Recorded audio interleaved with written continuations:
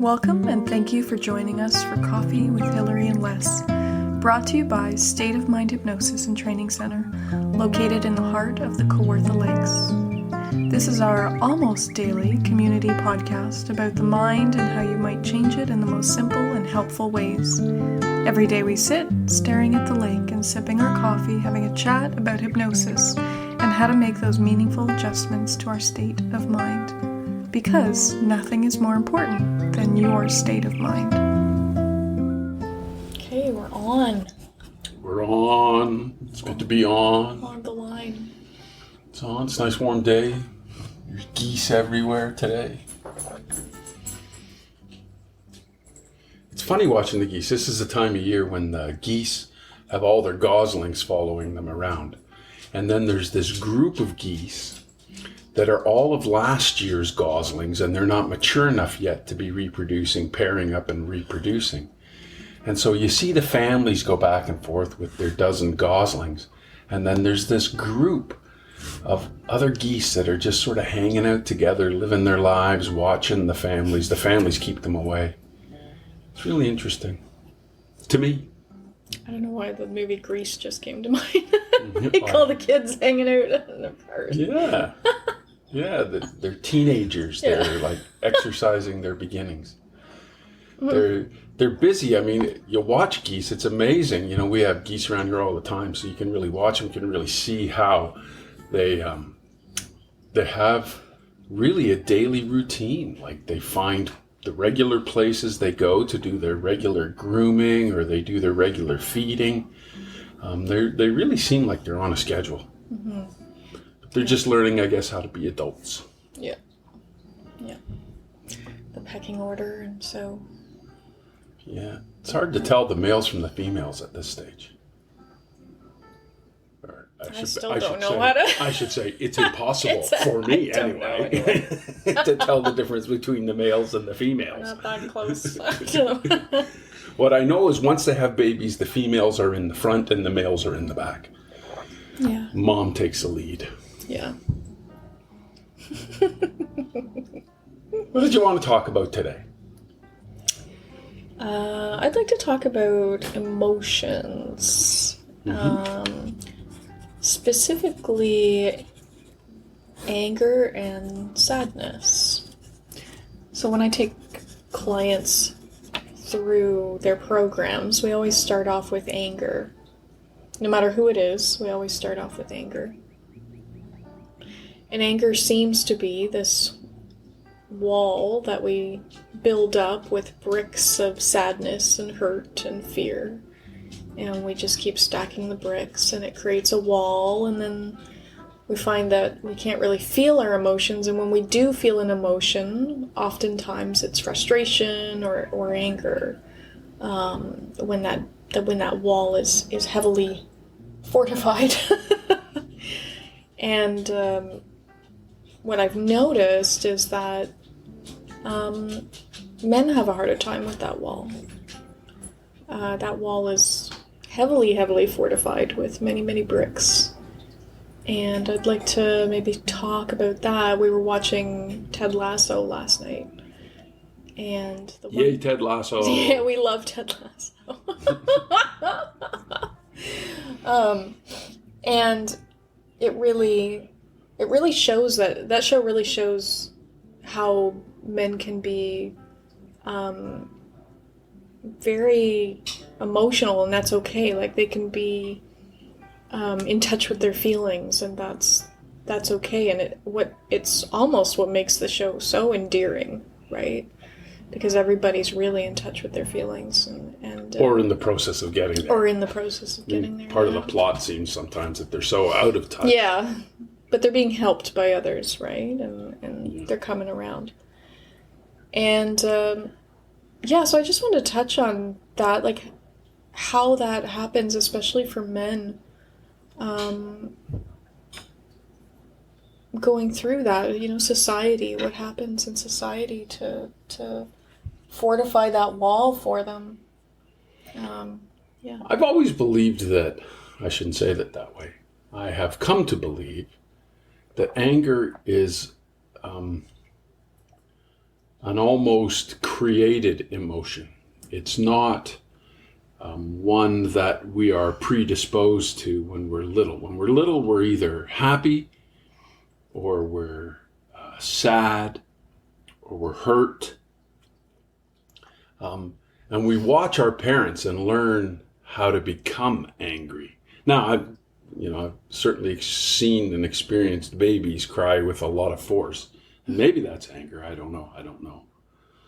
But I think that we learn to use anger, and I think emotions can be really a choice. And we just don't learn how to make those choices. Anger has been such a significant force of motivation in our world, right? It's the standing up for yourself. It's the fighting back against being mistreated. It's the drawing a line in the sand of saying this far and no further. That emotion of anger is one that we really turn to a lot. And I think we really do associate anger with men. When we think of really angry situations, we think of men. Mm-hmm. So just like any other aspect of us, in my opinion, it's about programming. And that programming takes place very, very young. I also noticed that when like clients, when we go back in time and situations of anger come up, it's usually because they aren't taught that excuse me, they aren't taught that anger is, like you said, it's a signpost, right? It's a sign in the road or on the road that says this is where a barrier can be made. This is where a healthy barrier can be made. But oftentimes we're not taught that, and so we stuff it down or we release it, and it comes out in unhealthy ways. And then we develop habits. A lot of times, what comes up, and again, for some reason, specifically with men, is embarrassment leading to anger. Not knowing what to do with embarrassment, and then that leading to anger. So, yeah, it's an interesting... Yeah, I think there's a program there that develops in men that they think in terms of toughness. They think in terms of strength. They're expected from very, very young. I mean, I don't know too many people that didn't at some point in their life get told big boys don't cry. And I think that I like the work of Cal Banyan. He simplifies emotions really well, I think. I've found it to be very valuable just using those tools with clients. He talks about the secret language of feelings, and he talks about anger being the emotion that says, I'm being treated unfairly. And it's important, I think, to realize that there's a meaning there. The meaning is I'm being treated unfairly, and then there's an emotion that gets paired with it. And I think that that's how it comes about. Mm-hmm. And we get programmed or trained to think that if I'm being treated unfairly, the right response is anger. Unless maybe you're being programmed to be quite a normal female, which is you're not allowed to express that anger, whereas men are supposed to express just about every emotion they have as anger. Mm-hmm. And I think that, we've lost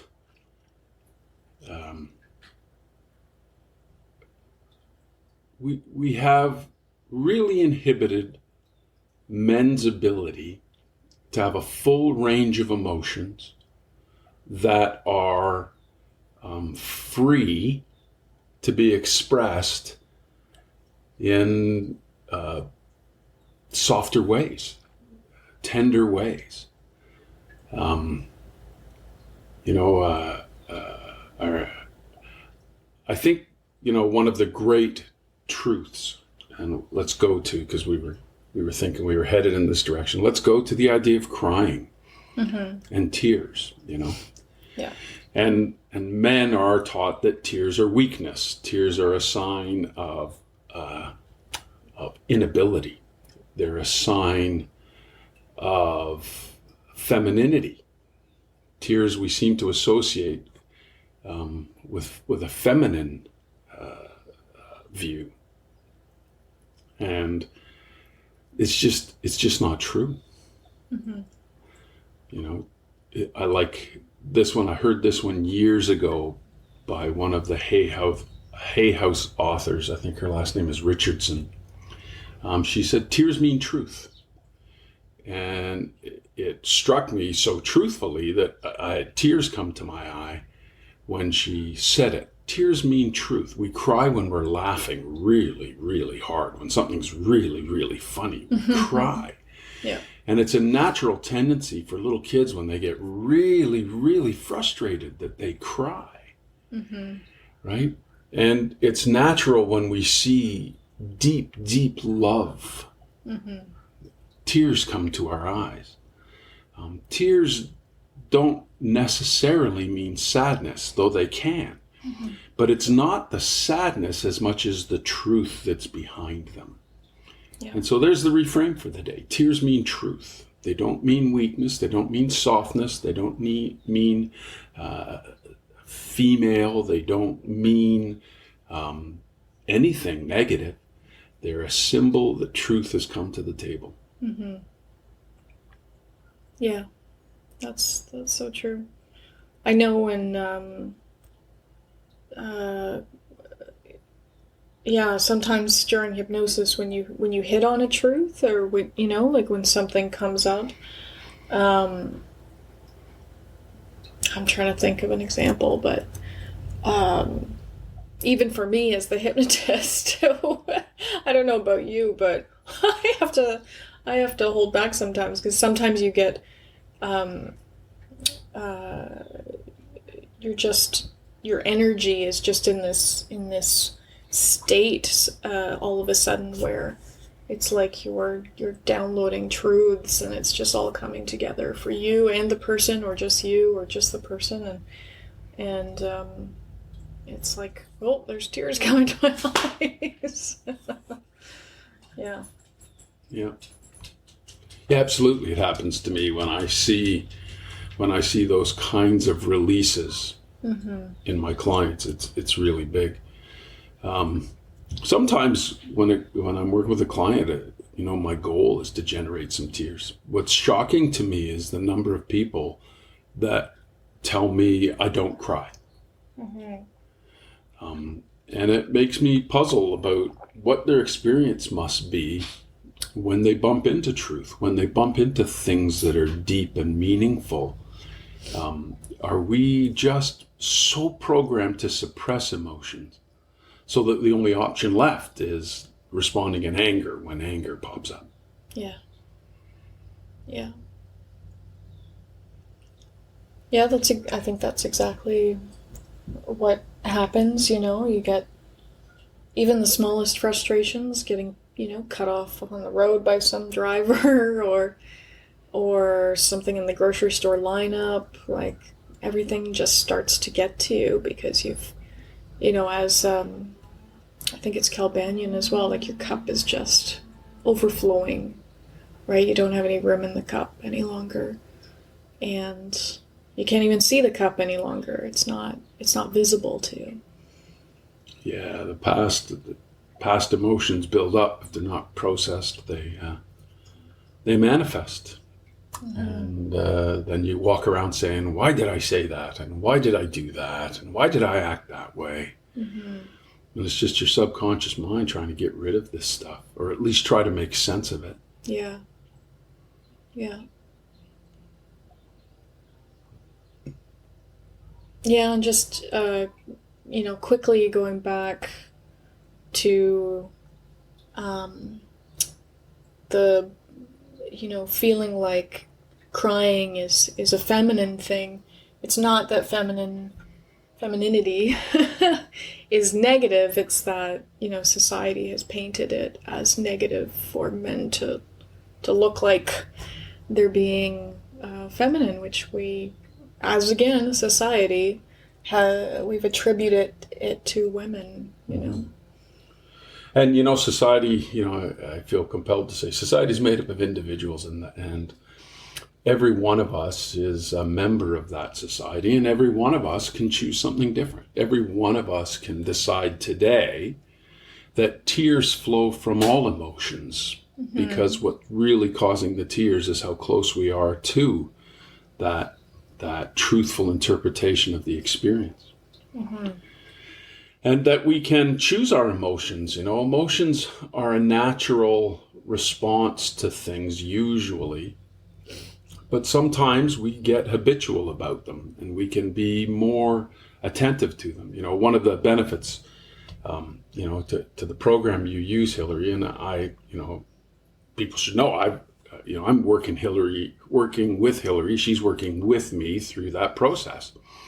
And when we just covered off anger, there were such incredible insights to it. I think that it brings me back to the idea that, anger is the emotion where you feel like you're being treated unfairly. And one of the great insights I think that's available is that when somebody treats me any way at all, it's got nothing to do with me, right? They would have done it to anybody in that circumstance. They would have reacted to any person who would have been in that situation with them. They would have reacted that way. Now, yes, it might very well be an unfair reaction on their part, but it has nothing to do with me. And I don't have to take it on. And as a result of our work and Hilary's wonderful hypnosis technique with me, that just comes to mind now. Every time I get the urge to be angry at somebody, immediately it comes to mind, this has nothing to do with me. This has everything to do with them. And the only thing I can do that's useful to them, right? The only thing that's actually helpful to them is for me to just respond with forgiveness. Just let it go. Just don't take it on and don't engage it and don't build it up, and maybe even find a way to diffuse it and offer some kind words. And then what happens after that is I walk away with a circumstance where my anger is understood, my anger is processed, my anger is resolved in an attempt to find peace. And boy, oh boy, I don't carry that one around now. That one's not part of my internal subconscious mess. We're always unraveling our internal subconscious mess. Every one of us. Yeah.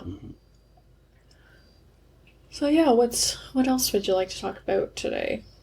Well, anything else that comes to mind? This is where we'd love to have questions. Did you get any questions from anybody? No. Not yet? Okay. Well, send us your questions. info@somhypnosis.com. And we'd love to answer questions. We want to reframe every day, talk about a topic, reframe it, answer questions. And then, Hilary, what's going on this week? What are our events? Well, tonight I'm holding an impromptu info session, so we'll see if anyone shows up.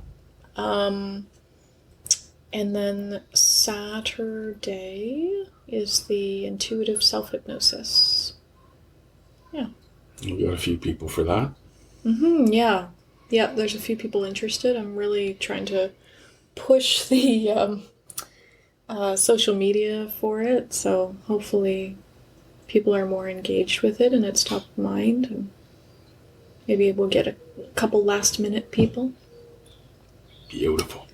Yeah, but these, if you hear this podcast after this weekend, these things are going to be held on a regular basis. So if you want to see about our workshops, just head on over to the website, somhypnosis.com, somhypnosis.com, and check out the workshops. And you can always send us your email and you can be added to the monthly email that summarizes all the events that are coming that month. And anything special that we're working on, we'll keep you informed. Yeah, the goal here is to be helpful. Yeah. And so we do stuff to be helpful. Yeah. Yep. Yep. Yeah. Uh-huh. All right, well, that's it for today. And we'll see you tomorrow. Okay. We hope you enjoyed today's podcast and that maybe it helped even a little. If you have any questions, we would love you to send them along in an email to info@somhypnosis.com. Thank you for being part of the State of Mind community, and for more information about hypnosis and the various online or in-person services we provide, please visit our website, www.somhypnosis.com.